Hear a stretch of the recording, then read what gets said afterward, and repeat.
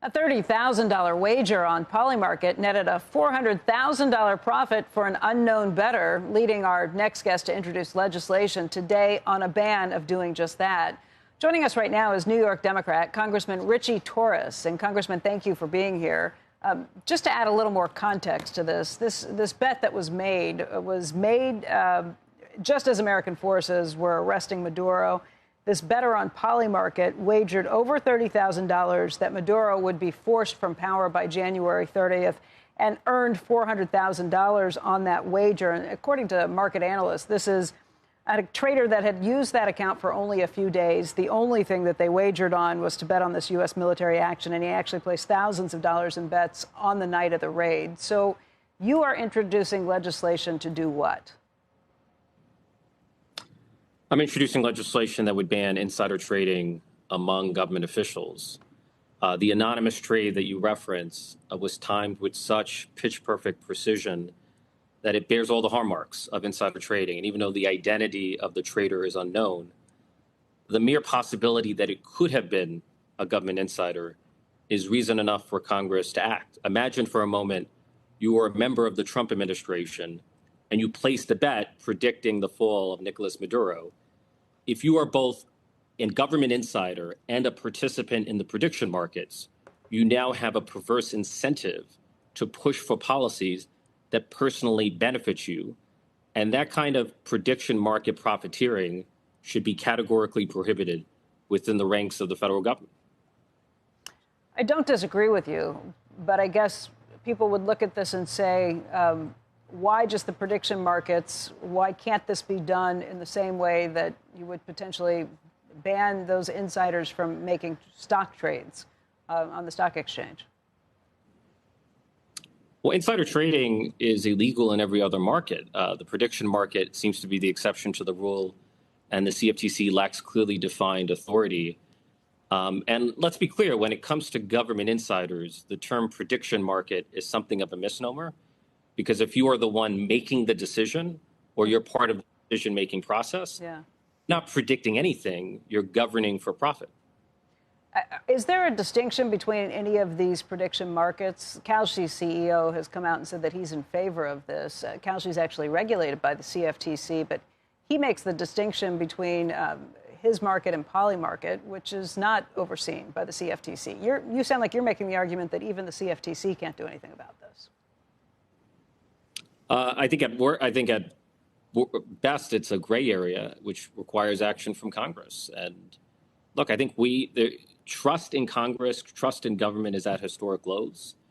And we have to do everything we can to earn back the confidence of the American people. And none of us in elected office are elected to profit from elected office. Government should not be treated as a for-profit enterprise. It's a public trust. It does not belong to the elected officials. It belongs to the people. You've raised questions about whether the predictions market should even be allowed to be making predictions on politics in general, haven't you? No, I'm not on a crusade against the prediction markets, and I certainly recognize that prediction markets have a role in aggregating information and generating new insights. I'm specifically focused on insider trading by government officials because I'm concerned it would not only corrupt the market, it would corrupt government decision-making itself. Just while we have you here, Congressman, you didn't endorse our mayor, Andrew's mayor. I don't live in New York City. You didn't endorse him, and I think it's possible his supporters are pushing for you to get primaried at this point. Are you expecting that? Have you heard anything about that?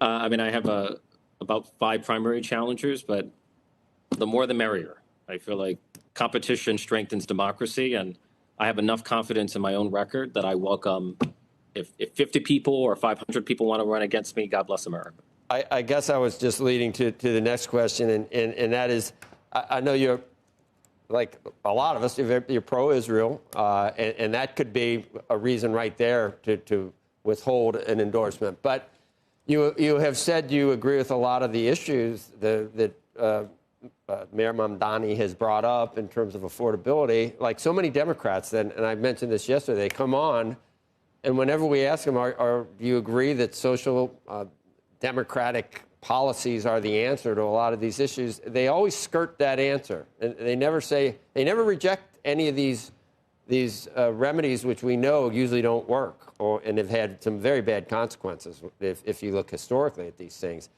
But they'll never say that. All they ever do is just, as they say, I think he's on to a lot of the issues that affect New Yorkers. Do you reject a lot of what his policies would entail? I mean, I think as with every member, every mayor, I'm going to have agreements and disagreements. I know Mayor Mamdani often quotes Ed Koch, if you agree with me 100% of the time, you need to see a psychiatrist. So there's never going to be a mayor with whom I have 100%. This is a different way of avoiding the. Okay, so which things do you agree with? You think we ought to cap rents? Think that works? Think we ought to cap rents and have supermarkets that are run by the government? Or take your pick. Do any of those things make sense to you? So I would take a different approach. So in New York City, we have a program that subsidizes rent for the disabled, for the elderly. It ensures that tenants receive rental relief, but it also ensures that properties have sufficient revenues to operate. I would expand that program to include every tenant who's income eligible. So that's the approach I would take, because the cost of operating properties in New York City is becoming dangerously unaffordable. The cost of insurance, the cost of utilities, the cost of property taxes, the cost of water and sewer, and the multifamily housing stock in a place like the Bronx is in a state of deepening distress. And the tenants could ultimately pay the price in the form of deepening disinvestment. So I do feel we need to do everything we can to lower the cost of operating housing in a place like New York City.